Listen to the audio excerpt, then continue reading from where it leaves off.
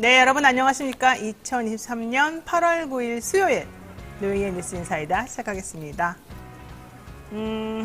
오늘 방송 내용 간단하게 말씀드릴게요. 먼저 이진하 기자와 함께하는 뉴스픽 준비되어 있고요. 이어서 대담한 대담 시간에는요, 최진봉 교수와 함께 정치 현안 짚어보도록 합니다. 마지막으로 배프의 촉 시간에는 사건, 사고 소식 두루두루 살펴볼 텐데요. 특히 요즘 문제가 되고 있는 이 살인 예고. 아니 갑자기 왜 살인 예고자들이 이렇게 많아졌습니까? 뭐 50명이 넘었다, 60명이 넘었다고 살인 지도, 살인 예고 지도까지 나오는 지금 판국이 됐는데 도대체 무서워서 뭐 살 수가 있겠습니까? 대한민국 치안이 가장 좋은 나라로 알려져 있는 그런 동방의 안전한 그 나라가 왜 이렇게 됐는지 한번 무슨 일 벌어졌는지 대한민국 사람들 속마음이 어떻길래 이런 일이 벌어졌는지 한번 알아보도록 하겠습니다. 네. 본격적인 방송 들어가기에 앞서 오늘도 통통몰과 함께하는 통통시사 인싸 퀴즈 나갈 텐데요. 정답 아시는 분들은요, 통통몰에 회원 가입하시고요. 고객센터 문의하기에 퀴즈 정답 올려주시면 되겠습니다.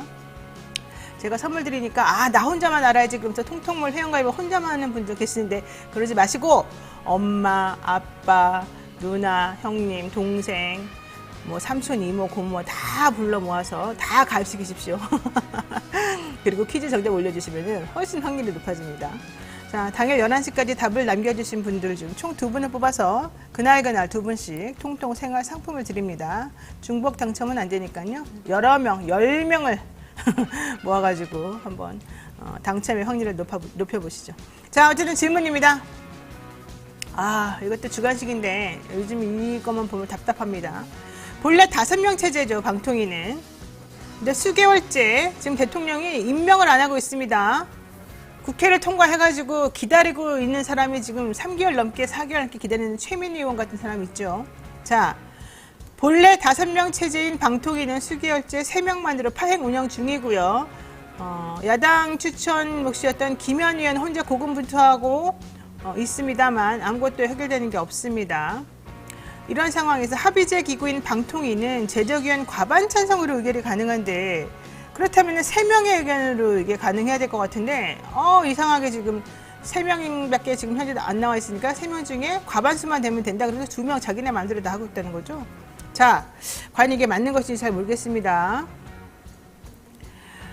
여당에서 주장하는 내용에 대해서 여러분이 답을 하시면 됩니다. 괄호까지 제가 읽어드릴게요. 자, 본래 5명 체제인 방통위는 수개월째 3명만으로 파행 운영 중입니다. 합의제 기구인 방통위 제적위원 과반 찬성으로 의결하는 것인데 현재 제적위원이 3명이라고 하니 몇 명의 찬성만 있으면 의결에 문제가 없는 것으로 보는 것이 맞나 이 얘기입니다. 물론 여기서 몇 명의 찬성만 있으면 의결 문제가 없다라고 주장하는 건 여당 주장입니다. 여당. 대통령이나 현재 여당 주장으로 현재 제적위원이 3명이니까 이 중에 몇 명만 찬성하면 의결에 문제가 없다 이렇게 지금 주장하고 있습니다. 여기서 말하는 문제가 없다라고 하는 바로 그 괄호 안에 들어가 있는 몇 명일까요? 이게 질문입니다. 방통위는 합의제 기구이기 때문에 제적위원의 과반이 중요한데 현재 제적위원을 3명이라고 지금 보는 겁니다. 임명을 안 했기 때문에. 그럼 3명 중에 몇 명의 찬성만 있으면 되는 거 아니냐? 이 여당의 주장이죠. 자, 여기 괄호 안에 들어갈 인원은 몇 명일까요? 여러분들 정답 아시는 분들은요. 통통몰에 회원 가입하신 다음에 정답 알려주시기 바라겠습니다. 네, 지금 많은 분들이 벌써 올라와 계십니다. 이런 거 정말 화납니다. 우리가 잘 맞춰가지고요. 한번 본때를 보여줘 봅시다. 네. 자, 잠시 기다리시면 이진하 기자와 함께 돌아옵니다.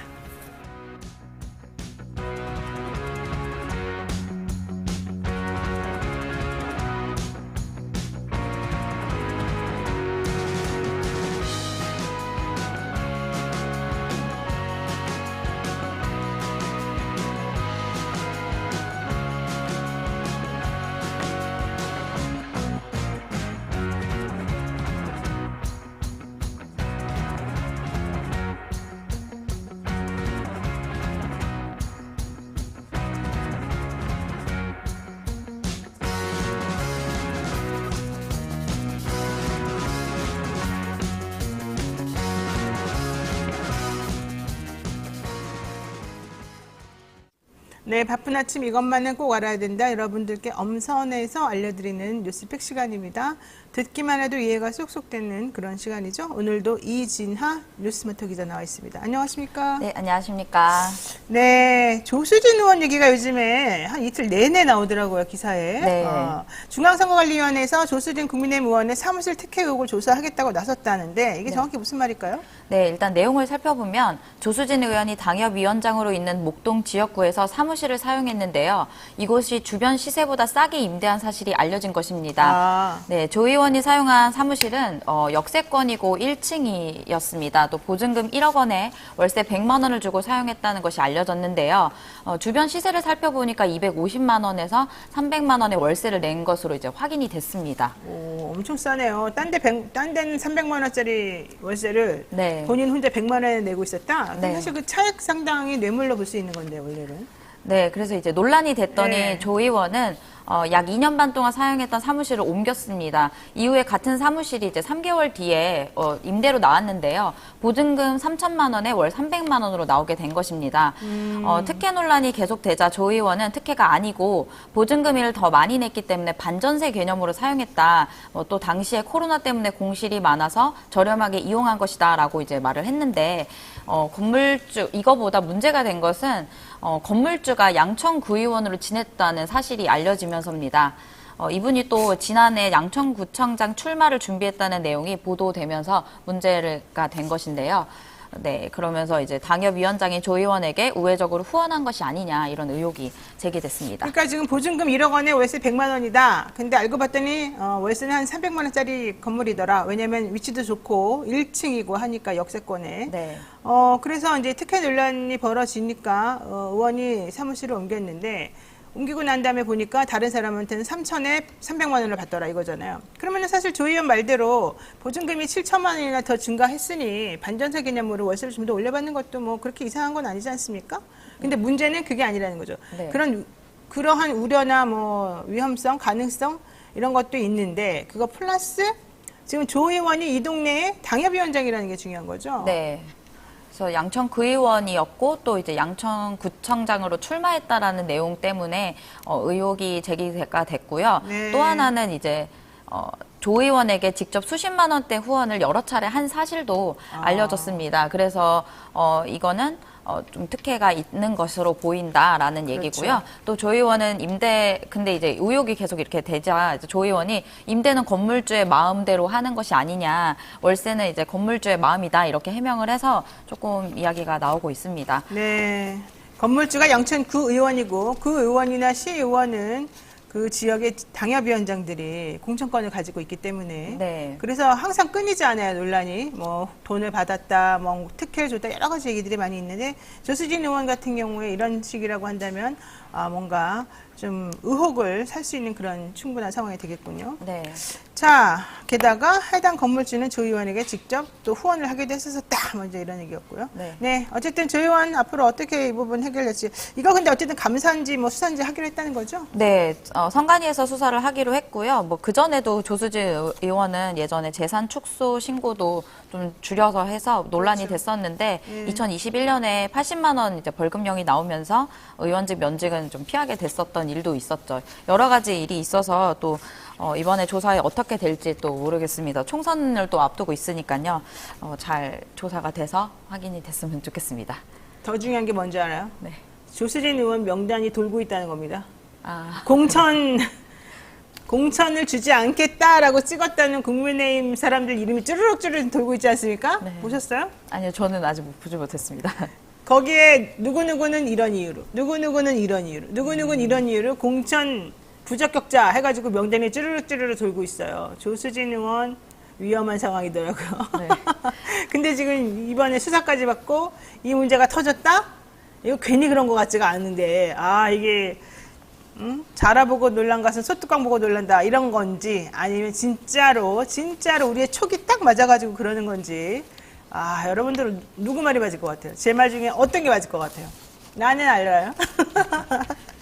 자, 실체적 진실관계 뭐 매번 밝혀지는 건 아니지만 이런 거는 금방 밝혀질 것이라고 봅니다. 자, 다음 이슈 보겠습니다. 네, SPC 공장에서 또 사고가 났습니다. SPC 계열사인 성남 샤니 공장에서 50대 근로자가 기계에 끼이면서 사고로 심정지가 되는 사고가 발생했습니다. 경찰에 따르면 해당 사고는 2인 1조로 가동하는 반죽기를 조작하는 과정에서 발생한 것으로 파악됐는데요. A씨가 기계에 배 부위가 끼이면서 사고가 났고 해당 사고를 당한 A씨는 다행히 병원 이송 후에 맥박이 돌아와 수술을 받은 것으로는 알려졌습니다. 아, 정말 왜 이런 일이 계속 벌어집니까? 지난번에도 SPC 공장에서 사고가 났었지 않습니까? 끼이는 근로자의.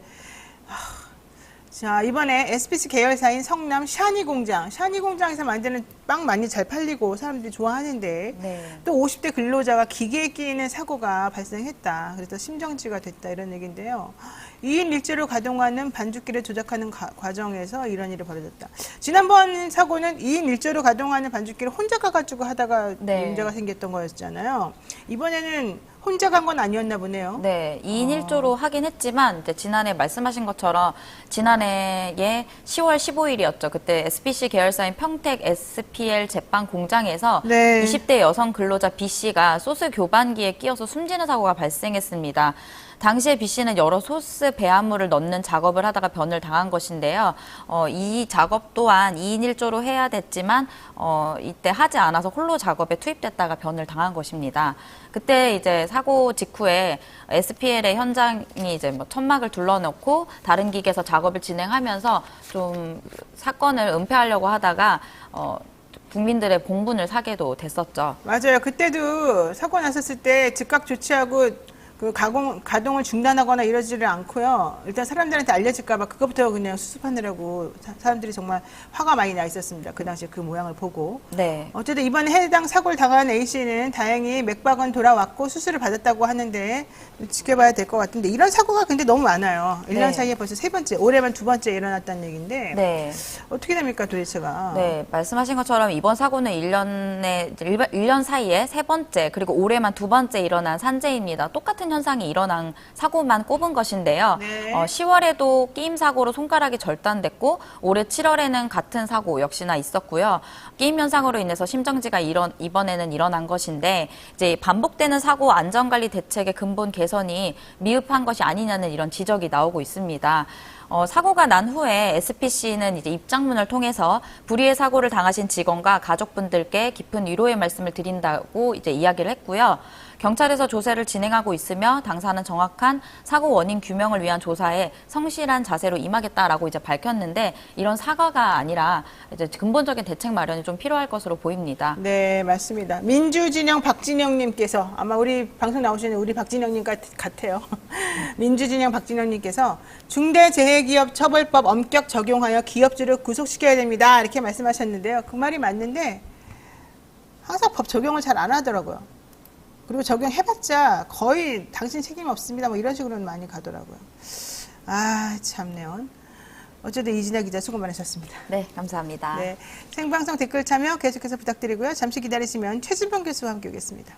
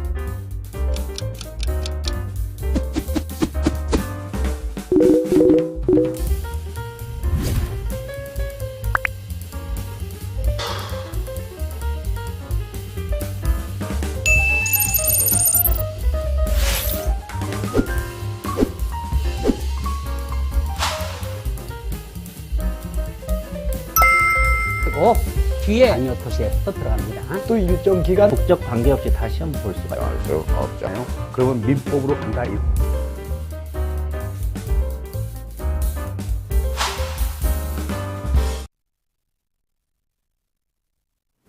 네, 익섭님께서 야, 또 이 SPC 사고 문재인 정부 탓하겠습니다. 뭐 이렇게 좀 얘기를 해주셨는데 뭐 우리 이런 댓글 들어도 이제는 야, 그럴 리가 있니 이렇게 생각이 안 들죠. 아, 그럴 수도 있겠구나 이런 생각이 듭니다.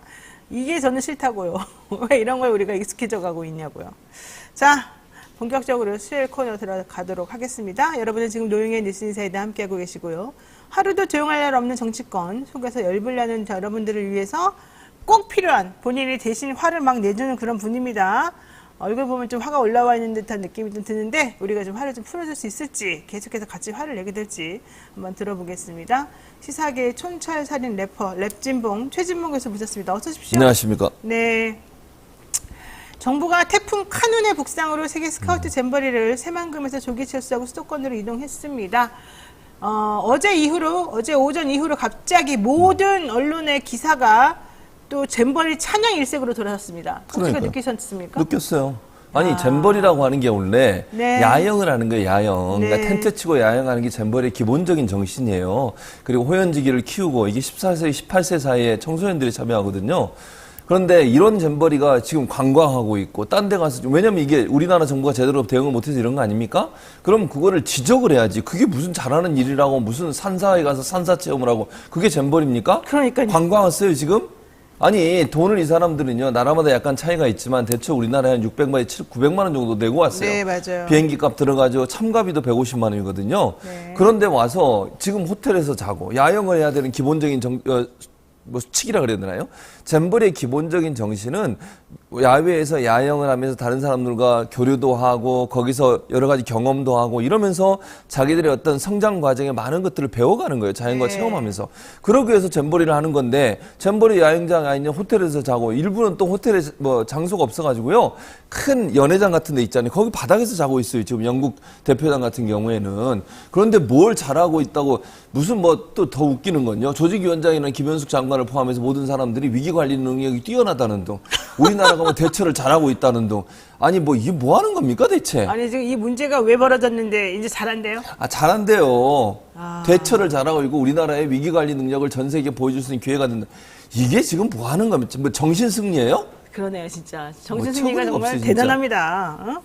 지금 이 학생들 뿔뿔이 흩어져가지고 한편은 전라도에, 한편은 수도권에, 한편은 서울에 막 여기저기 다 뿔뿔이 흩어져가지고 무슨 뭐 차를 타고 돌아다니네, 뭘 관광을 하네, BTS를 불러오네, 난리가 나 있는 데다가 삼성이 연수원을 빌려줘가지고 역시 삼성이 최고다라는 둥 그러니까 또 롯데 가만히 있다가 아 롯데도 또 나서가지고 밥 줘야지 이러고 좀 있어요. 갑자기 기업 홍보장이 돼버렸어요. 잼버리 행사가 엉터리가 된 게. 그러니까요. 이게 그러니까 과연 우리 정부가 그러니까 언론도 그래요. 정부가 잘못한 게 있으면 잘못한 걸 잘 지적을 해서 똑바로 하도록 만들어줘야 되는 거 아니에요? 아니 갑자기 찬양 일색으로 돌아서면 어쩌자는 겁니까 대체? 도대체가 저는 이해가 안 가요. 솔직히 말해가지고. 그러면서 또 한편에서는 16억이나 이동하는데 드는 비용이 추가로 16억이나 들었는데 그 돈 누가 낼 거냐. 지금 각 대학교가 지금 방학이어가지고 기숙사들이 조금 비어 있는데 네. 거기다 사람들 다 이렇게 몰아넣고서 그럼 얘네들 밥은 어떻게 할 것이고 얘네들 관리는 누가 해줄 것이며 그런 건 어떻게 하기로 했냐. 대답 제대로 아무도 안 하고 있어요. 맞아요. 그거 누가 부담할 거니? 이거 돈 누가 내니?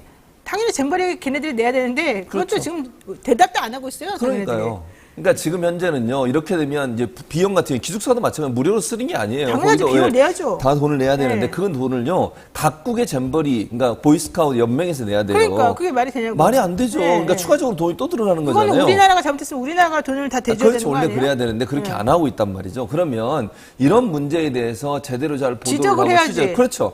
그런데 그렇게 안 하고 잘하고 있다. 뭐 산사 체험을 하고 있다. 뭐 보니까 언론 기사도 웃겨 죽겠어요. 아니 이런 걸 언론에 기사라고 내는 것도 아니 이런 식으로 기사를 쓸 것 같으면 언론사가 존재할 이유가 없는 거예요. 구인사 도착한 일본 스카우트 산사에서 잼버리 기대 달콤 씁쓸한 경험 다음 여정 기대돼 이게 뭡니까? 굿바이 새만금 잼버리 대원들 아쉽지만 다시 만나요. 쇼핑몰 기대돼요. 뭐 하는 거예요 지금? 쇼핑하러 왔어요 여기? 스카우트들이 돈 내고 쇼핑하러 온 것 같아요. 아, 이러면서 이제 문제는 책임이 누구한테 들어가는지 아십니까? 누구한테 들어가? 전 정부가 첫 번째 잘못, 에이, 두 번째는 카눈이 잘못입니다. 태풍 때문에 지금 옮기게 되네요. 태풍 카눈! 왜 아니. 하필이면 그때 와가지고 우리가 끝까지 버티려고 그랬는데 태풍 너 때문에 우리가 못 움직였다. 버티는 게 더 나쁜 거예요. 거기다 지금 애들 모아놓고 뭐 하는 짓입니까 지금? 버티는 게 더 나쁜 거지. 아니 아이들을 정말 다리 안 봤어요. 그 목이 뭐 이게 회치기 물려가지고 퉁퉁 부어가지고 빨갛게 된 그 다리 그거 안 봤냐고요. 아이들이 얼마나 위생적으로 지저분하고 이랬으면 회충에 물리기도 하고 그다음에 온열환자가 그렇게 많이 발생하고 있는데 그걸 계속 끌고 가는 게 더 웃기는 거예요. 아니 울고 싶은데 뺨 때려준 격이지. 카눈이 오니까 올컨이 잘 됐구나. 그러니까 뭐 나간다. 이렇게 이게 정당화시키는 방법입니까? 아니 대체 지금까지 운영하는 방식에서 잘못된 부분, 그다음에 실패한 부분, 전 세계에 정말 웃음거리가 된 이 부분, 우리나라의 국격을 완전히 떨어뜨린 이 부분에 대해서 반성을 하지 못할 망정 카눈 때문에 어쩔 수 없이 그만뒀다고 얘기하는 게 말이 되냐고요 이게. 섬소녀님이 짬뽕 교수님 또 열받았네요. 열 받을 수밖에 없잖아요 지금 잼버리 생각만 하면. 사실 찜뽕이라고 했는데 내가 짬뽕이라고 읽었어요. 자, 근데 진짜 저도 진짜 이거 보고 황당하다 이렇게 생각을 사실은 안 할 수가 없었었는데요. 어제 이원택 그 전라북도 부안군에 있는 그 의원님, 국회의원하고 같이 저희가 이제 인터뷰를 하면서 뭐가 제일 문제였냐. 물론 이 형 정부에서 자꾸 전 정부 탓을 했지만 가장 문제는 위생이었다는 겁니다. 그렇죠. 예, 화장실 문제, 그 다음에 이 샤워실 문제, 숙박실 문제, 여기가 도저히 이 대한민국이라고 하는 이 세계 한 10위권 안에 드는 이 경제력을 가진 나라에서 제공한 곳이라고는 상상할 수 없을 정도로 열악했다는 거거든요.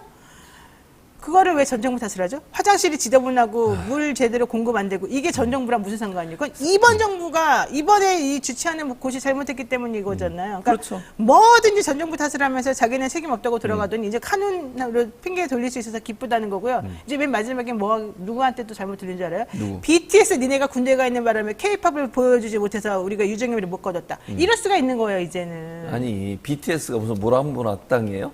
그러니까요. 진짜 어처구니가 없네. 아니 BTS가 국회의원 당신들보다 바빠요. 일정도 많고요. 맞아요. 그리고 군대 복무하러 간 게 언제든지 부르면 가서 노래 부르라고 간 거예요. 군대 복무가. 그러니까요. 아니, 그리고요 각각 단원들이 많잖아요. BTS에 멤버들이 각각 흩어져 있고. 아니 생각을 해보세요. 갑자기 공연을 하라는 게 말이 됩니까? 얼마나 노력하고 준비하고 이렇게 율동이란 이런 거 율동이라고 그러면 안 되지. 옛날 사람이네.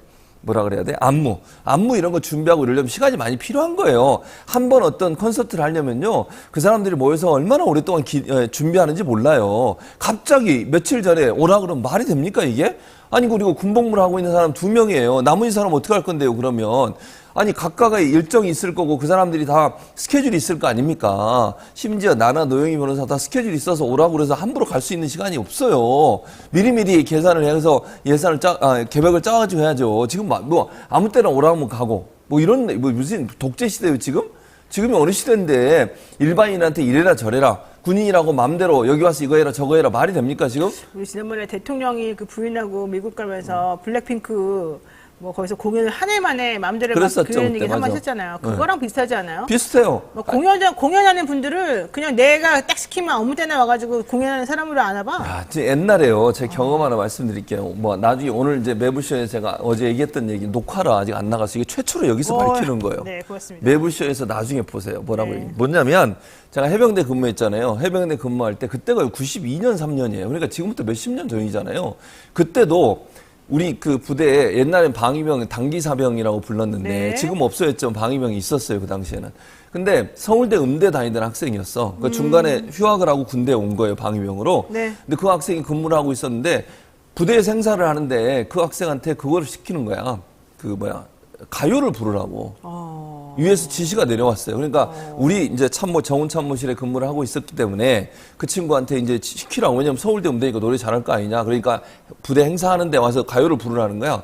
그래서 그 친구한테 얘기를 했어요. 근데 그 친구가 뭐라고 했냐면 나는 부를 수 없다 그랬어요. 네. 내가 왜 나는 성악을 전공한 사람이고 그치. 나는 가요를 부를 수 없습니다. 그래서 못 시켰어요. 그때도 그랬다니 그때도. 네. 지금이 어느 때인데 지금 그때부터 20년 이상 지난 거 아니에요. 92, 3년에 있었던 일이에요 그때가.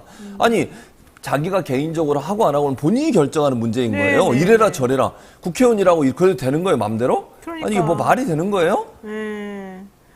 어쨌든 나는 그 발상 자체가 너무 신박해. 그러니까 아니 그런 발상을 어떻게 이렇게 금방 딱 해낼 수가 있는 거죠? 그러니까 옛날 생각이 갇혀 있는 거 독재 시대 그 생각, 그 마인드 아니 국가가 하라면 하는 거지 뭐야 이게 말이 돼요? 그러니까 지금 그 생각인 것 같은데 성일정 의원이 그 얘기하는 걸 내가 딱 들어보고 깜짝 놀랐어요. 국방부한테 막 지시를 내려. 네. 국방부 BTS 공연할 수 있도록 협조 바람. 뭡니까 이게 도대체가?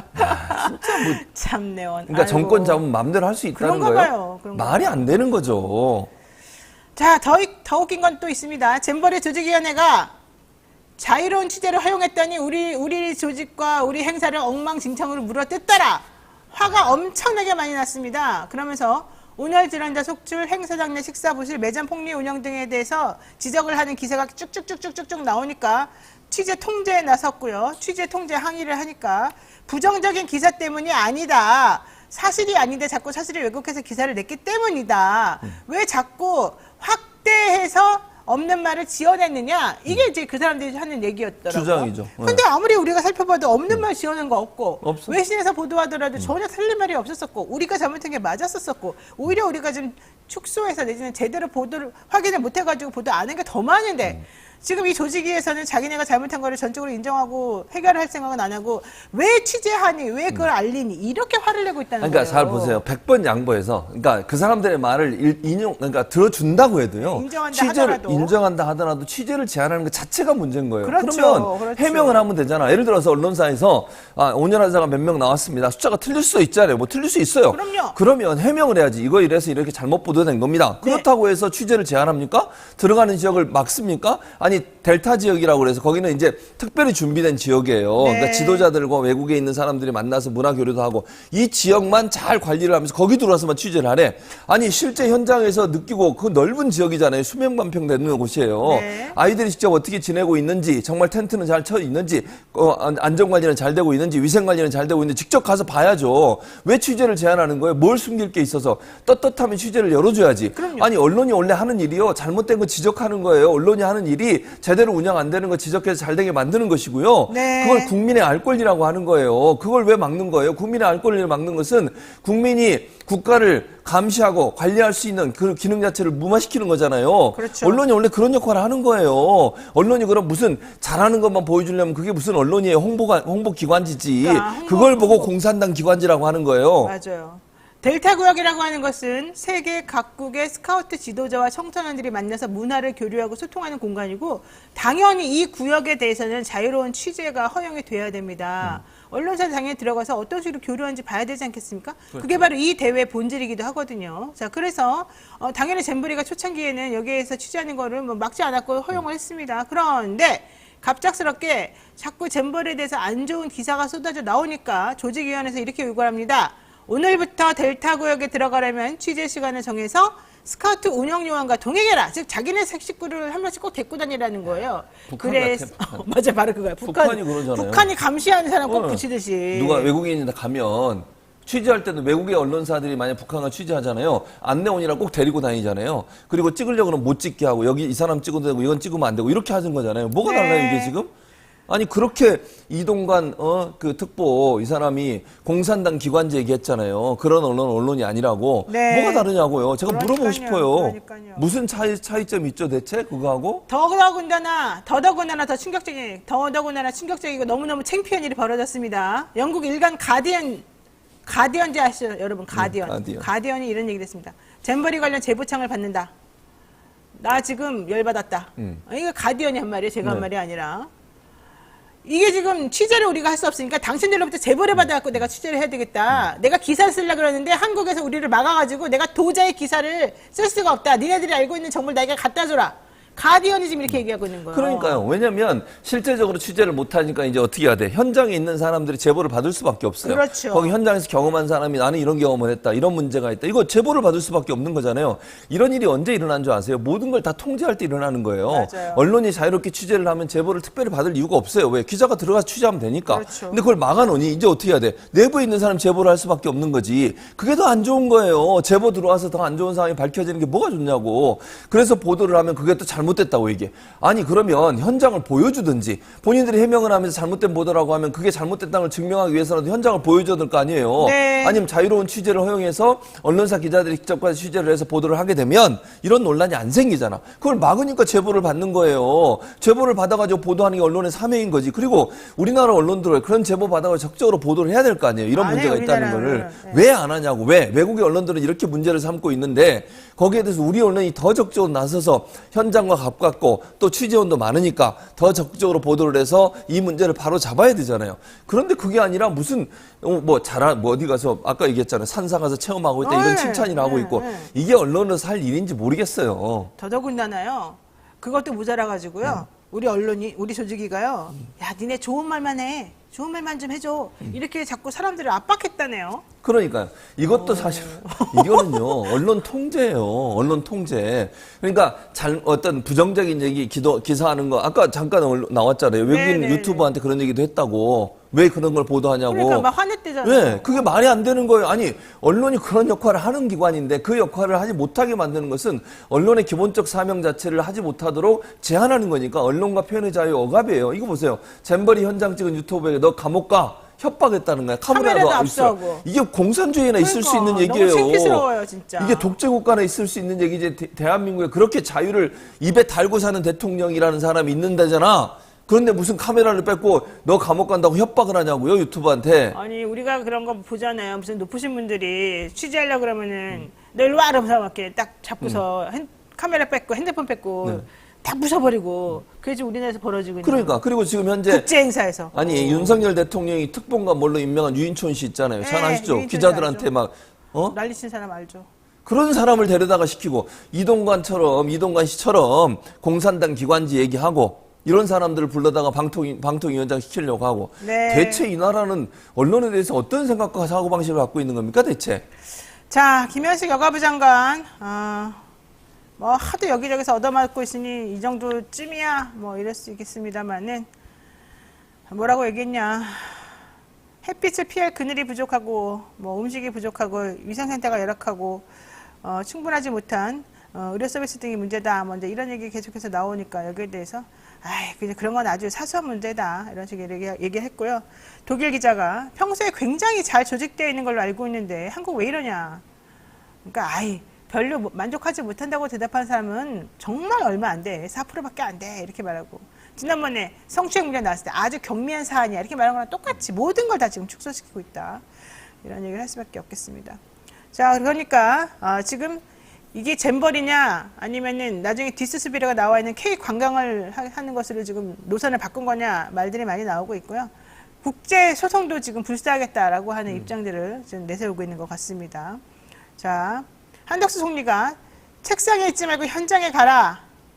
그러면서 이제 갑자기 정부와 조직위에서 엄청나게 뭔가 잘하는데 언론사들이 트집을 잡아가지고 이 잘 되는 행사를 망친 것처럼 지금 분위기를 몰고 나가고 있어요. 아니 그게 제일 저는 가장 문제라 봐요. 그렇죠. 그러니까 사실은 이게 문제가 발생해서 문제를 보도한 언론에 대해서 언론사들이 국가의 어떤 뭐랄까 이미지를 실추하는 그런 행동을 했다는 식으로 얘기를 해요. 물론 그렇게 네, 직접적으로 얘기는 안 맞아요. 했지만 네. 그러면서 하는 일이 뭐냐면 화장실 청소하고 있어 한덕수 총리가. 이게 물론 뭐 그걸 보여주기인지 뭔지 모르겠어요. 근데요, 원래 이 잼버리의 최종 책임자는 한덕수 총리예요. 그렇죠. 그러니까 최종 책임. 그리고 밑에 있는 조직위원회 위원장들, 뭐 이상민, 그다음에 박보균, 그리고 이제 김현숙 이런 장관하고 그다음에 전라북도 지사하고 이런 사람들이 공동위원장, 조직위원장들이잖아요. 이 사람들이 책임을 지고 있어. 그러면 이 문제가 발생하기 전에 이미 1년 전부터 어제 출연했다는 그 이 의원이 국회에서 질의했잖아요. 김현숙 장관한테 뭐라 그랬습니까? 자, 이거 문제가 있다. 폭염, 폭우, 그리고 해충. 이 문제 있으니까 해결해야 된다. 그랬더니 뭐라 그랬습니까? 그 자리에서 김현숙 장관 했던 말 다 남아있잖아요. 잘 준비돼 있다. 걱정하지 마라. 그랬는데 그 문제가 그대로 1년 뒤에 일어났어. 대체 뭐 한 겁니까? 1년 동안. 김현숙 장관은 얼굴이 어떻게 저렇게 뻔뻔하게 얼굴을 들고서 아무 문제 없다는 식으로 얘기를 하는지 난 이해를 못 하겠어요. 저분은. 만약에 보세요. 만약에 이번에 잼버리가 여가부 주관으로 이렇게 된 걸로 지금 나오고 있는데 만약에 너무 잘 됐어. 그럼 자기들 숟가락 얹는 거지. 그러면 숟가락 얹는 게 중요한 게 아니지. 그럼 대통령이나 정부에서 여가부 필요 없다, 폐지해야 된다고 난리 쳤는데 여가부 이렇게 일도 잘하는데 폐지하면 안 되잖아. 이런 여론도 나오는 거잖아요. 그러면 좀 싫지 않았을까요? 오히려 그래서 이렇게 했다? 그래서 그랬을 수도 있어요? 물어보는 거예요, 그냥. 나는. 아, 나한테 물어보지 마세요. 뭐라고요? 민감한 사안이네. 그 민감한 사안은 내가 팬들한테 물어보지. 누구한테 물어봐요, 그러면? 네? 묵비권 행사하겠습니다. 참네요. 아유, 진짜. 여러분, 제가 이렇게 힘들게 살아요. 자, 그래 원래님께서 네. 노변님, 분노, 진봉님, 레거시 미디어가 꼼짝을 안 하고 있으니 저는 티끌이라도 뉴토를 비롯한 유튜브의 모든 방송에 힘을 보태고 싶습니다. 이러면서 후원을 해주셨습니다. 감사합니다. 아, 이런 분들이 많아졌으면 좋겠어요. 이 뭐 후원해 주신다고 제가 갖는 건 아니지만 이런 말을 듣는 것만으로도 아, 우리가 잘하고 있구나 이런 생각을 좀 할 수밖에 없거든요. 그러니까 다른 여러분들도 뜻을 좀 같이 모아주시면 좋겠고, 최진문 교수가 저렇게 비겁하게 나올 때마다 여러분 한 번씩 지적을 좀 해주세요. 뭔 지적이- 이렇게 1,000원씩 올리시면서, 그 프로그램의 즐거움을 위해서 이렇게 하는 거예요. 최진문 교수 너무 비겁하게 살지 마십시오. 이렇게 써주세요. 나 진짜. 알았어요. 자, 네. 이제 그러면 네. 본격적으로 조금 더 집중해서 우리 최진문 교수의 본격적인 전문 분야로 한번 네. 들어가보죠. 방송통신위원 얘기하겠습니다. 네. 방송통신위원회가 공영방송 이사진을 동시에 해임하려고 지금 합니다. 그렇죠. 뭐 MBC 이사진 중에 한 명은 나 그냥 사퇴하겠다, 짜증난다, 그것도- 도저히 못 견디겠다. 그것도 여당이에요. 야당도 아니고 그 사람이. 그러니까 내가 볼 때는 그 사람도 속으로 보면서 야 해도 너무한다 이런 생각이 들었나 봐. 몰라요. 그렇습니까? 그 사람은 자, 내가 설명을 직접 좀 해보세요 일단. 그러니까 이게 방통위가 웃기는 게 국민의힘 추천한 사람이에요. 예. 근데 그만뒀어. 그러니까 이게 자기가 볼 때도 야 진짜 나중에 이러다가 자기도 덤태기 쓰게 생겼지 않았을까 하는 생각이 든다는 아. 거예요. 그러니까 물론 이건 추측입니다. 100% 추측이고요. 제가 그분이 누군지도 몰라요. 모르는데 여당 추천 인사가 갑자기 그 사퇴를 했어요. 야당이 그러니까 아니고. 저도 깜짝 놀랐어요. 그러니까 제가 볼 때는요. 이렇게 하는 게 자기가 봐도 좀 이상하지 않습니까? 네. 누가 봐도 이상하죠. 아니 왜냐면요. 생각을 해보세요. 감사원에 감사를 하고 있어요. 결과가 안 나왔어. 아니 뭘 해임을 하려면 그렇잖아요. 감사를 진행해서 결과가 나와서 그 결과에 대해서 이건 이래서 이래서 이건 해임이 돼야 된다. 이게 말이 되는 거지. 동시에 네. 추진을 해, 해임하고 감사를. 아니 감사 결과가 어떻게 나올지도 모르잖아요. 지금 감사가 진행되고 있는데 해임을 추진해요? 이런 경우가 있습니까? 노영희 변호사? 아니 그것도 한 군데만 하는 것도 아니야. 동시다발적으로. KBS, MBC 아주 난리를 쳐, EBS까지예요. 난리를. EBS 지금 EBS까지. 세 군데. 아니 감사원에 사람들이 그렇게 많은가요? 난 그 일을 어떻게 다 과로사할 것 같아. 감사원 제발 사람들. 잼버리 이거 제대로 못한 거나 감사하세요. 뭐 하는 거예요 지금. 그러니까 감사를 진행하면서 해임을 동시에 추진하는 것은 있을 수 없는 문제고요. 감사의 결과가 이미 그럼 안 좋게 나올 거 자기들은 이미 다 계획하고 한 거예요. 뭐예요 대체. 그렇죠. 바로 안 그렇다고 그거죠. 하면 이런 해임을 추진할 수 없는 거 아닙니까? 자, 방송통신위원회가 MBC 대주주인 방송문화진흥회 즉 방문진 권태선 이사장과 김기중 이사를 해임하는 절차에 착수하기로 했다. 청문 절차 개시를 이 사람들에게 해임을 위한 청문 절차 개시를 통보할 예정이라고 하는데 뭐가 문제냐라고 물어봤더니 권 이사장의 경우에는 MBC 경영에 대한 관리 감독을 게을리하고 주식 차명 소유를 했다는 의혹 때문인 것 같다. 그러니까 그런 의혹이 불거진 안형준 MBC 사장을 선임했다는 현재 사장. 점이다. 네. 네, 그리고 김 이사는 안 사장의 주식 의혹과 관련한 방문진의 특별 감사 때 그냥 옆에 서서 봤다고. 참관인으로 참여했다고. 여러분 그게 말이 돼요? 옆에 서서 보면 잡아가? 아니 보면? 방문진이 특별 감사할 때 옆에 서 있었다고 지금 해임시킨다는 거예요. 김기중 이사는 난 권태선 이사장 어쩜. 해임 사유도 웃기지만 김기중 이사는 도대체 왜 해임당하는 옆에 거예요? 있어서. 옆에 서 있으니까 서 해임당하는 있어서. 거예요? 이게 말이 되냐고요? 와 정말 방통위가 남영진 KBS 이사장 해임시키고 앞서 윤석열 KBS 이사 해임시키고 이미 해임시켰죠. 예, 윤석열 예, 예. 이사는. 지금 김기중 방문진 이사 좀 전에 말한 것처럼 이사 해임시키려고 지금 하고 있고, 하고 있고. 예, 우리 권 이사장 지금 해임시킨다 그러고 EBS의 정미정. EBS 정미정, 또 EBS의 유석춘 이사장도 이사장도 있어요. 문제가 있었었죠. 여러 가지로 지금 제가 보기에는 이제 이동관이 제대로 와가지고 이제 제대로 이 방통위를 장악하기 전에 모든 걸 다 이렇게 걸러주고 본인들이 원하는 사람으로 이걸 다 만들어 놓은 다음에 넘겨주려고 좀 그러는 거예요. 아니면 민주당 입장에서는 보나마나 이제 이동관 특보가 방통위원장이 되면 이제 마음대로 할 거 아니에요. 그럼 이제 탄핵을 추진할 수밖에 없어요. 네네. 왜냐하면 업무를 정지시켜놔야 돼. 그래야 이런 일을 못하지 더 이상. 네. MBC 캠비스 사장 바꿔가지고 자기들이 원하는 사람을 안 치고 진행자들도 다 바꿀 거 아니에요. 그렇죠. 노영희처럼 다 자르겠지. 네, 패널도 바꾸고. 그런 상황을 막기 위해서는 탄핵을 시켜서 업무를 정지시켜놔야 돼요. 최진문 같은 패널은 절대 못 나가겠네. 못 나가죠. 같이 잘리겠지. 뭐 신장식 이거 다 없어지겠죠. 오. 이제 뭐 짐종배 신장식 이거 다 없어지지 않겠어요? 진짜요? 제가 볼 땐 그래요. MBC는 그래도 버티지 않을까요? 아니 차장을 바꿔버리는데 어떻게 못해요? 사장 바꿔도 좀 버티지 않을까요? 어떻게? 그 밑에 조직은 좀 다르잖아요. 아, 사장하고. 노조에서? 네. 모르겠어요. KBS랑 좀 틀려요. 아, 근데 그러길 바라는데 그것도 한계가 있어요. 어쨌든 그러니까 지금의 정부를 보면 이런 거거든요. 예전에도 노조가 170일 파업한 적이 있었거든요. MB 때. MB 때 파업을 했는데 그 당시에도 어떻게 했냐면 무노동 무임금에서 월급을 안 줬어요. 아예. 그래서 170일 동안 월급을 한 푼 못 받고 현장에 쫓겨나서 바닥에서 앉아가지고 아스팔트 위에서 계속 집회했었어요. 맞아요. 그리고 나서 나중에 어떻게 해임됐어요, 다. 맞아요. 그 사람들이 돌아와서 그러면 한참 문재인 정부 들어서서 해임된 사람이 다시 복직을 했어요. 네. 그러니까 5년 동안이라는 기간 동안 엄청난 고난을 받은 거죠. 그리고 나서 다 바꿔버렸어. 맞습니다. 다 아시잖아요. 맞습니다. 그러니까 그렇다고 해서 바뀌지 않는 게 아니라는 거예요. 그러니까 이명박 정부 때 했던 일보다 제가 볼 때는 이동관이라는 사람이 그때보다 훨씬 이게 안 좋게 얘기해서 강화된 거야. 훨씬 더 머리가 좋아졌겠지. 그러니까 나쁜 의미로. 나쁜 의미로. 어떻게 어. 하면 어떻게 되는지 지난번에 한번 해봤더니 이건 요 이렇게 되더라. 실수를 보완해야 되겠다. 이걸 이렇게 하면은 안 걸리고 말 안 나오게 어떻게 해야 되겠구나. 그렇죠. 그렇게 될 가능성이 있다는 그러려면 거죠. 미리 내가 이걸 정비하고 들어가야 그렇지. 되겠구나. 그리고 이제 본인이 탄핵을 피하기 위해서라고 저는 생각해요. 왜냐면 이건 다 그 전에 한 일이잖아요. 이렇게 돼버리면 그렇죠. 바로 그거죠. 김효재 대행이라고 하는 사람이 김효재가 다 뒤집었어야지. 그렇죠. 그리고 나서 본인은 그냥 들어와서 나는 그 전에 있던 거 한 것뿐이다. 그럼 김효재 억울하겠는데? 억울할까? 그럼 나가는데 뭔 상관이 있어요. 8월 23일 날. 근데 뭐 저는 이해가 안 되는 게 권한남용 이런 거 아니에요? 그렇지. 나중에 문제가 돼요. 직권남용이 되는 근데 대행이라는 거 있잖아요. 자, 노영희 변호사 생각을 해보세요. 누가 이제 어느 자리가 비어서 거기 대행을 하고 있어. 원래 그 자리가 아닌 사람이. 그 사람이 일을 많이 하면 돼요, 안 돼요? 안 됩니다.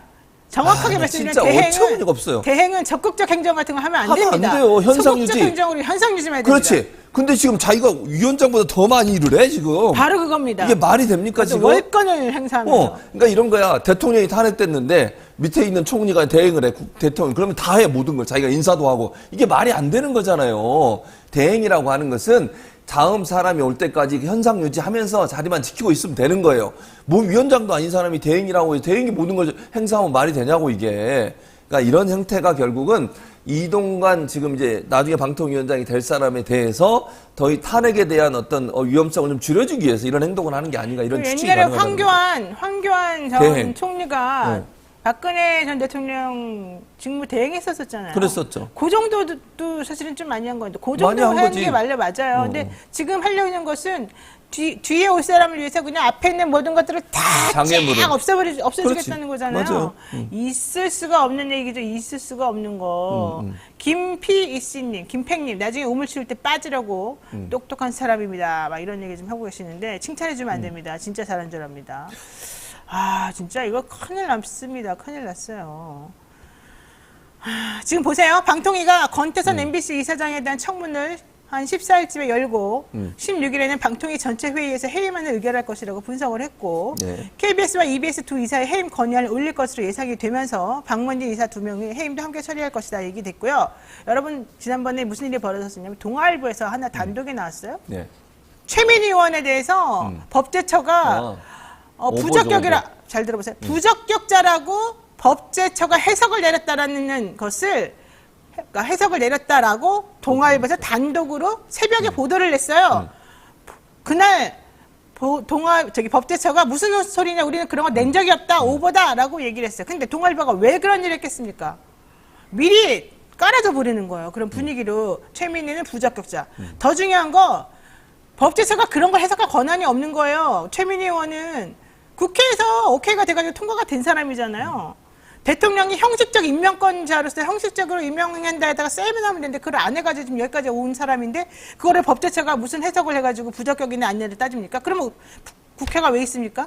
그런데 그것을 하지도 않은 것을 동아일보가 나서가지고 이 사람들이 이렇게 부적격자로 얘기했으니 최민희는 하면 안 된답니다. 지금 이거 분위기를 좀 만들어주고 판을 깔아주려고 했던 거잖아요. 그렇죠. 그러니까 법제처가 아니다라고 서둘러서 말을 했게망정이지 뭐 그것도 이미 늦었지만 지금 분위기 들어가는 게 다 이렇게 된다고요. 이렇게 되면 안 된다고 이 말을 하려는 거예요. 큰일이에요, 큰일. 큰일입니다. 지금 이달 말에 임기가 종료되는데 야권 인사 1명. 그래서 그 사람이 바로 김현 의원입니다.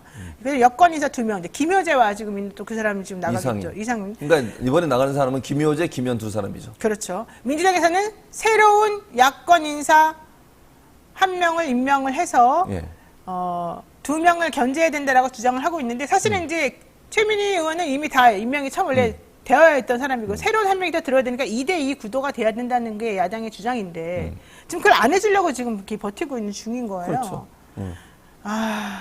이게 어떻게 될지 모르겠어요. 지금 KBS 어제 또 제사 노조를 만들어가지고 뭐 정쟁을 안 하겠다 이런 소리도 했다는데 그것도 진짜 황당무계하고 이거 어떻게 하자는 겁니까? 그러니까 기본적으로는 언론 장악을 하겠다는 거예요. 다른 얘기가 아니고요. 이동관 이제 특보를 위원장이 안 치고 지금 구조를 만들어 가지고 이제 최민희 전 의원을 임명을 안 하게 되면 구도 자체는 만약에 이제 국회가 그러면 최민희 의원을 임명 안 하면 다른 사람도 임명해 줄 수가 없잖아요. 네, 국회도 네. 같이 돼야 되는 거지. 안 그렇죠. 그러면 두 명은 왜 임명해줘요? 그러면 두 명만 남아요. 네. 그런 상황이 돼버리면 그러면 자기들 마음대로 하겠다는 거 아니에요? 대통령이 임명한 2명 가지고 방통위를 운영하겠다는 거예요. 정원이 5명이에요. 합의제 기구고요. 거기가 무슨 대통령이 마음대로 하는 참모로 두고 있는 장관이 아니고 위원회라고 하는 위원회 구조는 합의제 기구고 야당이 2명을 추천해서 독단적으로 하지 말라고 그렇게 만들어 놓은 거예요. 근데 그걸 대통령 임명한 2명 남겨놓고 나머지 3명을 다 임명을 안 하는 상황이 돼버리면 그러면 2명이 다 알아서 하겠다는 거 아닙니까? 자기들끼리? 이게 말이 그게 독재지 그게 뭐예요? 이런 걸 독재라고 그러는 거예요. 네, 서정식님께서 최지문 교수님 화이팅 하셨습니다. 감사합니다. 고맙습니다. 자, 언론사 유튜브 진출 역사가 10년쯤 됐는데 예. 기자협회보가 신문 48개사, 통신 3개사 등 51개사 유튜브 채널 현황을 조사를 해봤습니다. 51곳, 그러니까 언론사가 한 51곳 정도 됐는데요. 그 중에서 136개 유튜브 채널이 운영 중이었대요. 자, 그렇다면 결론적으로는 언론사가 유튜브 진출을 지금 한 3개 정도씩 채널을 가지고서 운영을 활발하게 하고 있다는 얘기지 않습니까? 맞아요. 왜 이렇게 하고 있을까요? 왜냐하면 이제 언론 플랫폼 쉽게 설명하면 이거거든요. 언론사가 운영하는 데는 이제 소프트 파워가 있고 하드 파워가 있는데 소프트 네. 파워는 이제 언론사들이 프로그램 제작하고 기사를 쓰고 이런 것들을 얘기하는 거고요. 하드 파워는 플랫폼을 얘기하는 거. 어디다 그럼 실어서 내보낼 거냐. 예전에는 종이신문은 종이라고 하는 거기다 실어 보냈고 TV는 지상파라고 하는 전파를 통해서 내보냈잖아요. 근데 이제는 언론을 소비하는 또는 프로그램을 소비하는 형태 자체가 신문이나 방송이 아니라 유튜브라고 하는 기본적인 개념. 이거 누구나 갖고 있는 휴대전화, 스마트폰 통해서 유튜브를 통해 다 소비를 해요. 그러니까 새로운 플랫폼 시장이 열리게 된 거죠. 그러니까 이게 SNS나 유튜브를 통해서 시청자나 아니면 독자와 소통하는 게 훨씬 많아졌다는 거죠. 그게 일반적으로 요즘의 미디어 소비 성향이고요.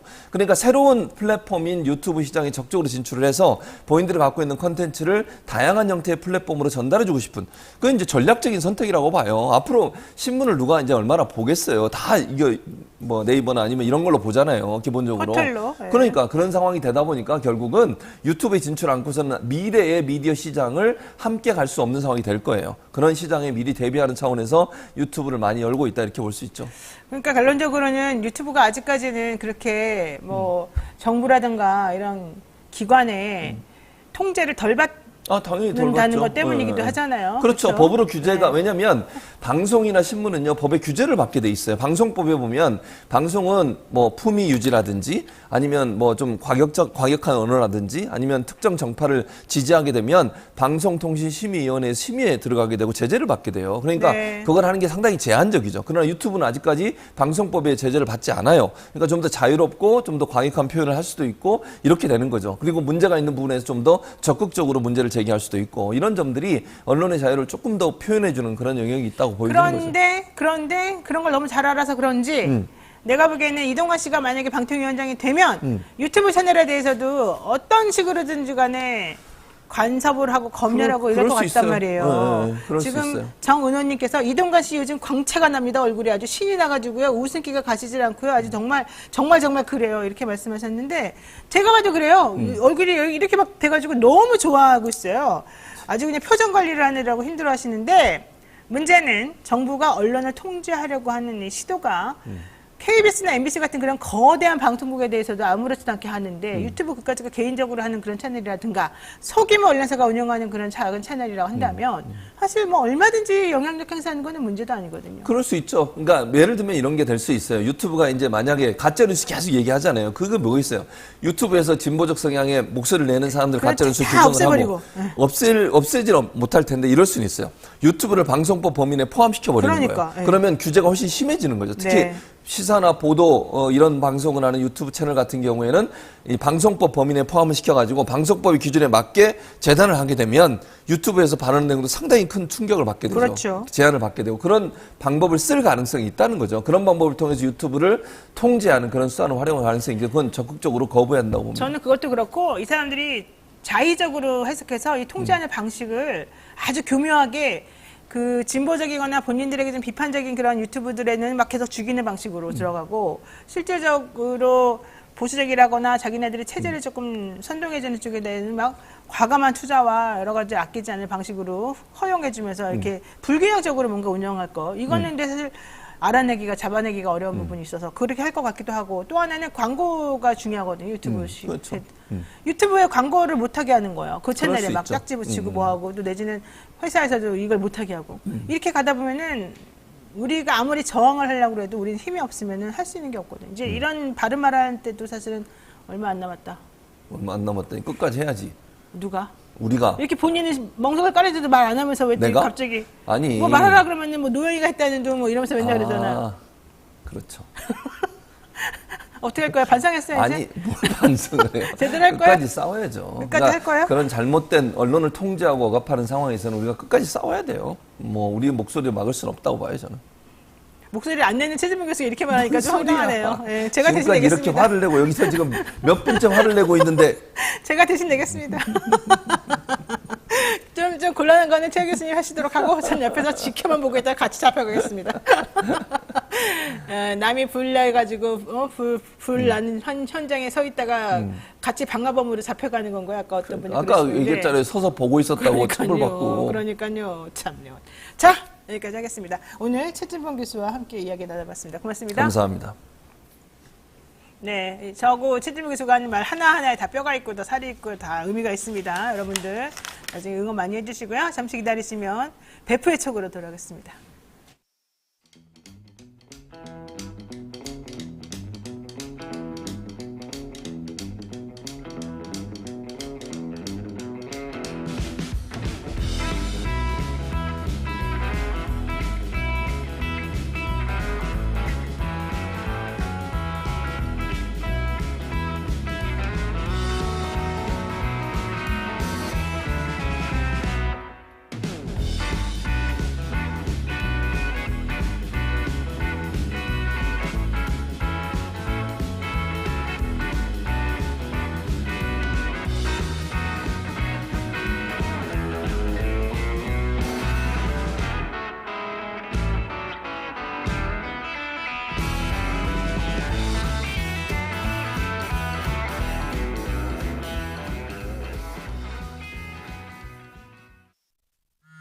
형사 벌칙 대상 행위 금융위는 여보세요? 결과 발견된 뭐 맨날 똑같지. 형사 벌칙 시간 없어. 대상이 되는 행보하여야 함. 나 시험 한 달밖에 안 남았어. 형사 규정 4조고요. 시정명령 문제는 또 언제 형사 푸냐. 규정 제27조입니다. 응. 지금 먹으려고.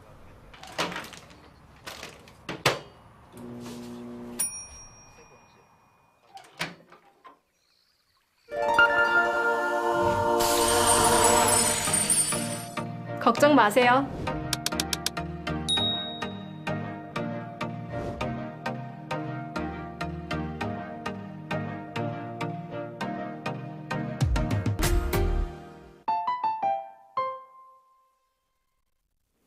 네, 한 주 동안 떠들썩했던 사건, 사고들을 짚어보는 그런 시간입니다. 배프의 촉 시간인데요. 오늘도 척하면 촉이 온다는 육감적인 남자와 함께하겠습니다. 배상훈 프로파일러 모셨습니다. 어서 오십시오. 안녕하세요. 최근 잇따라 흉기 난동 사건하고 살인 예고글이 계속해서 돌면서 시민들이 불안감을 호소하고 있어요. 청소년들 특히 전철역 근처에 있는 학원들 많이 다니거든요. 무서워서 못 다니겠어 이런 말도 진짜 많이 해요. 그리고 이 범죄들이 꼭 돈 없고 힘 없어서 대중교통 같은 거 이용하는 사람들 많이 모여있는 곳에서 이렇게 움직이는 그런 사람들을 대상으로 한 것처럼 꼭 그렇게 밀집된 곳에서 한꺼번에 일이 벌어지는 것이니까 돈 있는 사람들은 알아서 그냥 한적한 데 가서 자기네끼리 놀고 위험하지도 않고 꼭 우리같이 그냥 이런 사람들만 당하나? 이런 생각도 솔직히 들고요. 그 살인 예고글에 보면은요 항상 여성을 죽이겠다 노약자를 죽이겠다 이런 말이 계속 나오는 거예요. 자기네들이 그러니까 힘이 없는 사람들을 대상으로 해서 하는 게 쉬우니까 이런 걸 하겠지만 너무 이상하다. 이거 어떻게 보십니까? 일단 전체적으로 소셜 크라임이라고 사회적 범죄, 소셜 크라임? 예, 네. 소셜 크라임이라고 사회 범죄, 뭐 사회적 범죄라는 범주로서 지금 나누고 있고요. 이런 부분들을 그러니까 이제 특정한 대상이라기보다는 그 공간이라든가 어떤 그 집단에 대한 공포를 야기하면서 그것으로서 어떤 이득을 얻는 그런 범죄들이인 것 같아요. 살인 예고글이라고 하는 것도 그 중에 하나일 거라고 보고요. 예. 그러면은 이게 왜 갑자기 그동안에는 안 나타나다 갑자기 이번에 이렇게 그냥 집중적으로 막 나오는 겁니까? 이게 아마 조선의 범죄, 신길림동 범죄의 그 근처에 있었던 현상을 몇 가지 설명해 드리면 이해가 되실 네. 것 같은데요. 조선 범죄가 터지고 나서 언론이 오보를 했는지 아니면 언론이 의도를 가졌는지 모르겠는데 일부 언론에서 이제 조선이 남자만 공격했다라고 하는 말로 나왔어요. 근데 조선이라는 사람은 신림역에서 예, 범인이죠. 살인, 예. 근데 이제 실제로 그건 아니고 그의 범죄 수법이 홍콩에 있는 범죄랑 그걸 이제 모방해서 했기 때문에 근데 그 일종의 오보 같은데 거기서 이제 말하자면 이 남혐 사이트에서 일부 남혐 사이트에서 어떤 일이 벌어졌냐면 이런 거죠.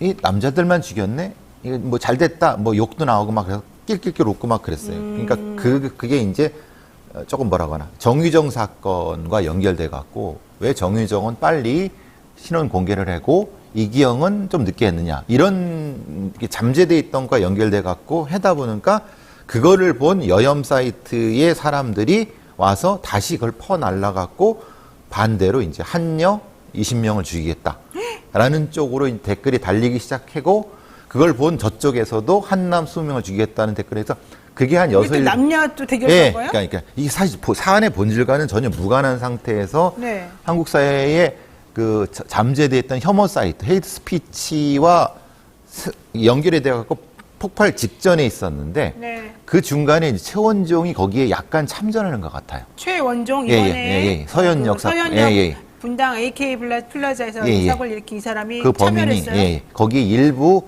자신이 칼 같은 것도 올리고 뭐 이러면서 물론 직접적 참전을 그러니까 뭐 이 표현이 참전이란 표현 참전을 한 건 참전이라고 아니지만 하기도 하죠. 예, 네. 근데 그렇게 되면서 이게 이제 일종의 계속 뭔가 이 메아리가 돼서 공명이 있는 상태에서 이 최원종의 사건이 터져버린 거죠. 물론 최원종은 지금 경찰 진술에선 자기는 조선의 범죄를 모방하지 않았다라고 하는데 그거는 본인 얘기입니다. 이거는 이제 이건 범죄를 분석하는 데 있어서는 다른 문제인데 그러니까 이제 잠재돼 있던 이런 것이 최원종의 사건을 통해서 폭발해 버리니까 네. 결국은 조선과 최원종의 범죄를 본 이 사람들이 예. 똑같이 이제 이걸 스피커 형태로 폭발시켜 버리는 겁니다. 그래서 그 다음부터는 지금 이 메커니즘이 10배로 터져 버린 거예요. 그러니까 그러면서 사람들이 최원종이나 조선 같은 사람들이 매스컴에 관심을 받는 걸 보고 부각되고 예. 야 저건 뭔가 멋있다. 나는 언제 한번 저런 인물이 되어보나 그래서 이런 잘못된 생각으로 챌린지가 벌어진 거죠. 챌린지? 청소년들한테 소위 말하는 우리가 아이스버킷 챌린지라고 하는 것처럼 있는 거지 않습니까? 연예인들이 뭘 뒤집어서 가는 그런 챌린지지 않습니까? 근데 그런 형태로 애들이 놀이 문화로 변질돼 버렸습니다. 이걸 놀이라고 생각해요? 자기네들은 이렇게 얘기하죠. 사실 제가 확인을 해보니까 나 실제 할 생각은 없었다. 다만 얼마나 더 자극적으로 얼마나 더 그럴듯하게 그렇게 글을 올려가지고 사람들이 열광하고 무서워하느냐를 보는 것이 나에게 사실 기쁨이었고 쟤네들도 저렇게 했는데 나라고 왜 못하겠느냐. 나는 게다가 실질적으로 행동에 옮긴 것도 아니지 않느냐. 이런 얘기를 좀 합니다. 그리고 나는 쟤네들보다 훨씬 능력이 있어서 더 잘할 텐데 왜 쟤네한테만 자꾸 매스컴이 가느냐. 나에게 좀 보여줘라 막 이런 것 같아요. 네, 그게 이제 특정한 커뮤니티 사이트, 뭐 DC 인사이드의 특정한 커뮤니티와 사이트가 IP 경유지가 돼 갖고 거기서 이제 일종의 무장을 한 애들이나 이런 집단들이 또 딴 데 가서 그걸 하고 이게 지금 사이버상에서 지금 계속 공명이 이루어지고 있는 상태입니다. 진화가 이루어진 상태의 중간에 그 중간에 어떤 사람은 그걸 보고 어느 역에서 내가 뭘 하겠다, 모르겠다는 것이 나타나고 있는 겁니다. 그러니까 내적으로 지금 갈등이 있는 것과 독립적으로 예고되는 것도 다른 거예요. 그러니까 그러면 경찰은 이걸 잡는 것도 중요한데 실제로는 여기서부터 가야죠. 원인 분석부터 하라고요? 예. 교수님이 해야죠. 네. 그래서 이제 지금 나오는 거는 뭐 네. 일본의 뭐 도리마, 거리 악마와 현상을 분석하는 부분 얘기도 나오고 막 그러는 거는 이게 비슷하게 나가는 거라고 하면은 지금 조선과 최원종의 범죄 자체에 대한 처벌과 거기에 대한 대응도 중요하지만은 그 내적으로 존재하고 있는 일본의 도리마, 그러니까 즉 말하자면 거리 악마의 현상을 사실은 대처하는 방식으로 좀 깊게 들어가야 된다. 그런 것이 지금 나오고 있는 겁니다. 좋습니다. 자, 이제 구체적으로 좀 따져보겠습니다. 이번에 지금 문제가 되고 있는 이 서현역 AK 플라자 14명 살인 사건, 한 명 들어가셨습니다. 최원종 씨는 22살이고 평범한 중산층 집안에서 자랐는데 형이 영지였다고 하죠. 본인도 영지였습니다. 형은 특목고를 거쳐서 명문대를 졸업했다라고 하는데 아마 형이 집안에서는 좀 우상시 되었던 것 같아요. 본인도 수학을 잘했고 중학교 때까지는 능력을 인정받아서 수학 올림피아드도 입상도 했고 그랬다는데 정신적인 문제가 발생을 해서 중학교 다닐 때 제대로 이제 실력 발휘를 못했다는 게 본인 생각이었습니다. 그러면서 병원을 자꾸 왔다 갔다 하고 치료를 받고 이러면서 리듬이 깨졌고 특목고 진학에 실패를 하게 된 거죠. 그리고 난 다음에 일반고등학교 갔는데 본인이 다니고 꿈꾸던 그런 것하고는 너무 달랐고 나는 이런 시시한 학교 다닐 수 없다라고 생각을 해서 본인이 자퇴를 하면서 일이 다 꼬이게 된 겁니다. 그러면서 병원 치료도 안 받고 본인은 훌륭하고 잘난 사람인데 내가 여기서 왜 이러고 있나 자괴감이 들었고 형하고 비교를 당하면서 계속해서 살 길을 이제 잃어버리고 이런 문제가 발생하다가 아까 말씀하신 것과 같이 여기저기 커뮤니티에서 올라온 여러 가지 사회적인 부조리나 이런 것들에 대해서 울분을 참지 못하고 극도로 쌓여있던 분노감들이 이번에 이렇게 잘못된 방향으로 좀 표출된 거 아닐까라고 하는 분석들을 좀 하고 있습니다. 근데 그거는 저는 사실은 아니라고 봐요? 아니 그게 아니라 변호사님의 입으로 그 얘기를 해주면은 이런 사람들한테 서사를 부여하기 때문에 저는 사실 제 입으로는 그런 얘기를 안 합니다. 어떤 방송에서도. 왜 그러냐면은 이런 사람들은 그 자극에 민감한 사람들이기 때문에 특정 개인이 어떤 서사를 갖는다는 것 자체에 대해서 또 하나의 뭐라고 하나 이 프라이드라고 하는 이제 범죄적 프라이드를 갖기 때문에 범죄적 프라이드라는 게 있어요? 그러니까 이제 말하자면은 분명히 최원종이 그랬을 겁니다. 그랬을 가능성이 높습니다. 그리고 예전에 박원상 사건이나 많은 사건을 통해서 입시 스트레스에 대한 부분에서의 어떤 범죄적 표출로 나타났을 가능성이 높습니다. 근데 이제 그건 개인사고 중요한 건 이것이 왜 사회적으로 폭발성이 가졌는가에 대한 부분에 대한 걸 비교하는 건 다른 부분이기 때문에 문제는 이겁니다.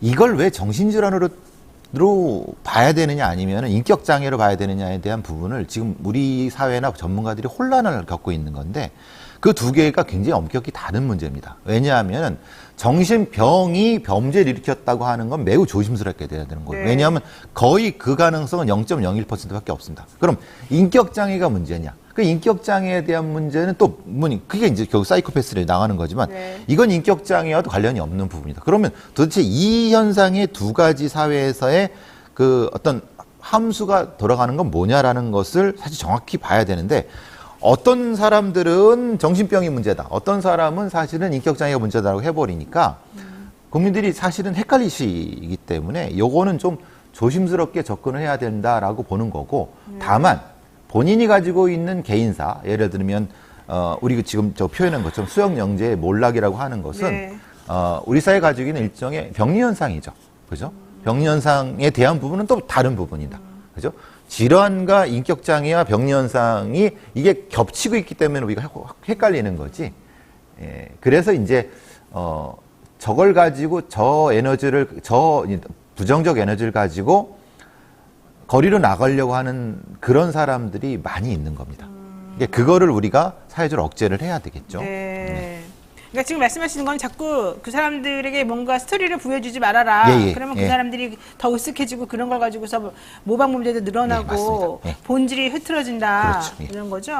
자, 그런데 사실 또 그 말씀도 맞지만 또 그 말씀을 그대로 따르기가 어려운 게 현실적으로 요즘에 이런 문제를 일으키는 사람들 중에 상당수가 정신질환을 가지고 있으면서도 치료를 안 받고 자기네가 끝까지 버틴 사람들이 많았다는 거예요. 저는 그거를 조금 상당수라는 표현은 좀 아닌 것 같습니다. 그것도 아니에요? 상당수는? 숫자가 정해져 있는 거고 그 숫자가 우리가 말하는 상당수라고 하는 건 전체 조현병이든 모든 형태의 몇 퍼센트. 근데 숫자는 뭐 100여 명 안쪽일 겁니다. 근데 이제 그 사람들이 일으키는 범죄의 위험도가 엄청 높죠. 아닌 듯 사건 같은 형태로. 네. 왜냐하면 이 사람들은 그걸 가지고 뭐 집단 살인까지도 하니까. 네. 그 맞습니다. 그 부분에. 그래서 이제 그 대책이라는 게 사실 어려운 겁니다. 예. 자, 일각에서 어쨌든 언론이 장애인 고립, 정신장애 일반화 이런 거 부추긴다고 자꾸 지적하는데 이건 지금 교수님 말씀하고 일맥상통하는 부분입니다. 그렇죠. 예. 그러니까 자꾸 그런 얘기 하지 예. 말고 본질을 봐라 이제 이런 예. 얘기인 것 같아요. 자, 그렇다면 이렇게 묻지마 범죄, 정신적인 문제는 뭐 정신적 문제라고 치고 이걸 해결하려면 어떻게 해야 되는 겁니까? 이거 네. 왜 이런 일이 자꾸 벌어지고? 일단 제가 뭐 한 네. 2, 3일 동안 묻지마 범죄라고 절대 쓰지 말라고 네. 이제 KBS 앵커하고도 한바탕 그 아, 생방송 그래요? 중에 붙었던 적이 있었는데 엊그제. 네, 네. 그러니까 이제 KBS 보도국에서는 묻지마 범죄를 이제 쓰지 않겠다고 약속을 받았고요. 아. 그래서 이제 나오는 거 보면 무차별 흉기 난동으로 이제 바뀌었습니다. 네. 왜냐하면 묻지마 범죄라고 쓰는 거는 그 경찰이나 검찰 같은 수사당국의 책임을 면피하려고 하는 그런 어떤 알리바이와 연결되는 거고 네. 또 이제 가해자들을 각성시키는데 이 단어가 문제가 되기 때문에 어쨌든 이 부분은 아까 제가 도리마 사건, 즉 거리 악마라고 하는 부분과 연결되는 것은 몇 가지가 있을 수 있죠. 왜냐하면 그 가해자 측면에서는 사회적 고립감과 연결되는 이 사이버 공간에서 특히 한국 사회 사이버 공간에서의 혐오 일종의 반문화가 연결돼서 그것이 증폭되는 부분이 분명히 존재하는 거고. 근데 제가 이 사회의 뭐 사회 안전망이라든가 복지 시스템 그런 얘기를 할 주제는 안 되고 그거는 복지 전문가라든가 행정 전문가들이 해야 될 거고 범죄 전문가가 해야 될 것은 왜 이런 사람들이 관리가 안 되고 있을까? 즉 말하자면 재범 관리. 그러니까 조선 같은 건 재범 관리가 안 된 거죠. 왜냐하면 17범까지 될 동안 어떤 억제 장치가 없었어요. 그렇죠. 그러면 그 부분에 대한 장치를 마련하라고 촉구할 수밖에 없는 거고 네. 또 하나는 아까 변호사님 말씀하신 것처럼 최원정 같은 경우는 범죄적 위험성이 가능한 정신적 스트레스가 있는 사람에 대한 관리 문제, 그러니까 정신보건법이라든가 아니면은 사실 뭐 뒤에 말한 사법위반죄 같은 그런 부분에 대한 부분이 분명히 문제가 있다, 시스템에 문제가 있다. 그 부분인 거고 근본 원인이라고 하는 것은 사회적 복지 정책이죠. 그거는 제가 말씀드릴 건 아니라고 보고. 그러니까 말하자면 왜 그러면 우리나라 입시 정책이 이렇게 엉망개판이야? 그리고 뭐 가정 그 양육 왜 이렇게 잘못돼 있어? 그럼 제가 말하면 씨알이 먹히겠습니까? 제가 그런 전문가도 아닌데. 근데 이제 근본 원인 저는 사실 모티브를 얘기하고 싶지는 않습니다. 모티브라는 게 그거고 저는 범죄 전문가의 인텐트를 얘기해야죠. 인텐트를 말씀드리고 있는 겁니다. 자, 한동훈 장관이 뭐 우리나라 가석방 없는 종신형을 도입해서 이런 거 해결해보자라고 주장하던데 저는 그건 말도 안 된다고 생각하는데요. 저도 택덤소리라고 그게 하는 이 거거든요. 사건을 해결하는 거하고 아무 상관이 없는 문제예요. 그냥 단지 그런 말을 하나 던져가지고 뭔가 서구적인 네. 제도를 받아들이는 세련된 사람인 것처럼 사람들에게 알려주고 싶은 거는 있겠지만 그걸 한다고 해서 전혀 나아지는 것도 없고요. 오히려 교정 행정 비용만 훨씬 많이 들어가는 거거든요. 그래서 한동훈 장관이 올해 초에 대통령 보고할 때 네. 첫 구절이 뭐냐면 섹슈얼 프레데터라고 표현했습니다. 아, 이 양반이 굉장히 관종이구나. 말하자면 그 성적 포식자라고 한 게 그러니까 그 뒤에 아무런 관련도 없는데 이 그래요? 언어적 유의를 굉장히 즐기는 사람이구나라고 하는데 네. 사실 그 가서방은 뭐 허용한 무기인형 부분은 지금 발생하는 두 사건과는 아무런 상관이 없어요. 예. 조선 같은 사람이나 최원정 같은 사람이 이 사람이 당신 그 사형시킬 거야 무기식형 시킬 거야라고 핸들 이 사람이 안 할 사람들도 아니고 네. 그러니까 이 조건 자체가 충족되면 다 할 사람들이기 때문에 그런 문제는 말하자면 이 사람은 이쪽으로 듣고 딴소리 하는데 아마 장점을 가진 사람 같아요. 한동훈 장관은. 그러니까 중요한 건 그게 아니라 형벌을 강화한다고 범죄가 억제한다는 일반 예방 것이 아니라 이제 예방 능력이나 이런 게 그렇지. 확인된 게 아닌데 그게 아니라 네. 지금 이 조선 같은 범죄 예방, 즉 재범 관리 시스템을 왜 법무 범죄 예방국이 안 하고 있는가에 그렇죠. 대한 답을 왜냐면 법무 범죄 예방국은 자기가 관할하는 부서잖아요. 네. 아무 얘기도 안 하고 있잖아요. 저는 그게 이 사람의 문제라고 봅니다. 그러니까 자기가 해야 될 일에 대해서는 아무 말도 안 하고 남이 하는 거에 그렇죠. 대해서 자꾸 예. 감나라 대추나라 그렇죠. 그러면서 뭔가 숟가락을 얹으면서 예. 멋있는 말을 하려고 그래서 그렇죠. 자꾸 관심을 끌려는 그런 게 그래서 좀 답답하다는 말씀 드리는 그런 게 거고. 진짜 문제의 본질을 예. 해결하지 못해준다 이런 얘기 같아요. 예. 자, 이 얘기는 하나만 간단히 여쭤보고 정리하겠습니다. 지금 경찰에서 묻지마 흉기난동 묻지마란 말 쓰지 말고 무차별 무차별 흉기난동을 하니까 경찰 특공대, 뭐 장갑차 얘기 이것도 좀 너무 심한 거 아닙니까? 이걸 뭐 다 든든하다 이런 말 할 사람도 있겠지만 제가 보기에는 과잉한 것이고 너무 과잉이죠. 의정부의 한 중학생은 오히려 이런 것 때문에 경찰의 5인 검문을 받고 부상을 당했어요. 이게 나중에 장갑차 한 번 이렇게 탁 갖다 놓으면은 아무 때나만 갖다 쓰고 또 이러면서 더 큰 위험 발생시킬 수 아까 있을 텐데. 그 아이들이 그러니까 범죄 예비 아이들이 저 앞에서 사진 찍고 인증샷도 올립니다. 우리가 한 저 행동이 그 경찰의 군대화를 이끌어냈다고 하는 일종의 그 훈장이죠, 훈장.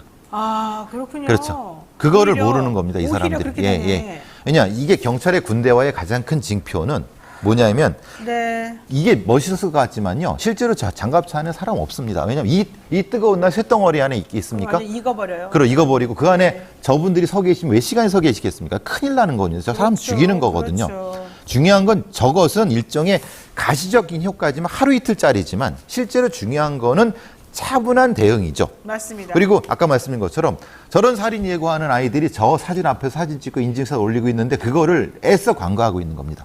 그런 거는 신경 안 쓰고 네. 정작 건드려야 되고 콕 찍어가지고 문제 해결될 부분에 대해서는 아무 말도 안 하고 있고 그렇죠. 그게 문제인 거예요. 자꾸 그냥 딴 데 조금 말랑말랑한 부분에 대해서만 자꾸 건드려가지고 사람들의 관심을 팍 끌어올라 그러고 조금 걱정되는 건 호신용품을 많이 사고 있다 그러는데 호신용품이 위험합니다. 오히려 위험하죠. 왜냐하면은 이거 전기 충격기나 이런 거 잘못 썼다가는 범인이나 뺏기면 본인이 당할 수 있어요. 그리고 실제로 이거 자체가 안심을 한다고 핸드백 안에 있지만 그걸 꺼낼 시간도 없습니다. 그렇죠. 예. 그러니까 정확한 거는 지금의 상황 판단력을 키우는 것을 아이들이나 여성분들한테 가르치는 게 중요하지. 네. 그 안에 잔뜩 넣는다고 해서 여성분들 핸드폰 하나에 보면은 전기 충격기, 흡수 스프레이 이만큼 1kg짜리가 있어요. 그 움직이도 못해요. 그러면 차라리 가벼운 가죽 가방 튼튼한 걸로 가지고 다니십시오. 그럼 그걸로 막을 수는 있어요. 차라리 가죽 가방이 무게가 되는 그렇죠, 거지. 예. 이건 실제적입니다. 가방 안에 들어있는 걸 부시럭부시럭 끊는 그렇죠, 순간 예, 난 이미 맞습니다. 머리 맞아갖고 큰일 예. 난단 말이죠. 그리고 에어팟 당분간은 끼지 마세요. 이렇게 예, 안 정보가 들려요. 들어와야 사람들이 된다. 예, 오는 예, 거를 예, 몰라요. 예, 예. 이렇게 되면. 자, 무차별 범죄로 인한 불안감 커지면서 호신용품 구매에 문의하는 분들이 많았는데 나한테 정말 꼭 필요하면 나한테 필요한 거 한 개 정도만 맞습니다. 아주 언제든지 신속하게 딱 사용할 수 있게끔 착용을 하시고 그렇지 않을 경우라고 한다면 오히려 다른 방식을 좀 찾는 게 맞겠다 이런 얘기입니다. 자, 오늘 여기까지 해야 될 것 같습니다. 요즘 벌어지고 있는 사회 현상 저는 솔직히 아노미적 현상 아닌가 생각이 들기도 해요. 그럴까요? 맞습니다. 사회적인 일정의 시스템 붕괴가 좀 임박한 부분 때문에 걱정입니다. 네, 맞습니다. 네, 자, 오늘 말씀 여기까지 드렸습니다. 고맙습니다. 감사합니다. 네, 노영희 뉴스 인사이다. 오늘 저희 여기까지 준비했고요. 나가기 전에 구독, 좋아요 꼭 눌러주시기 바라고 내일은 신장식 김필상 변호사와 함께하는 이슈 삼합 있는 날입니다. 내일 뵙겠습니다. 고맙습니다.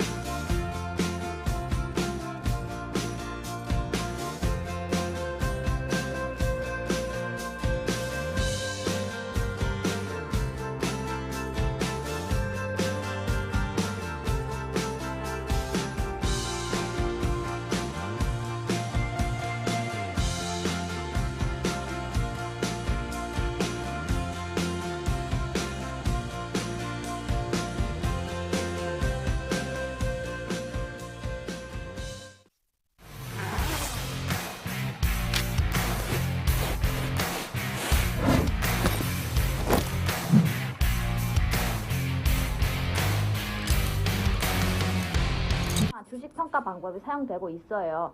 그 다 들어봤죠 이거? 이거 기본이잖아. 이거 모르는 사람 있어? 자, PAR. PAR 뭐야? 하는 거. 그치. 그게 주당 시장.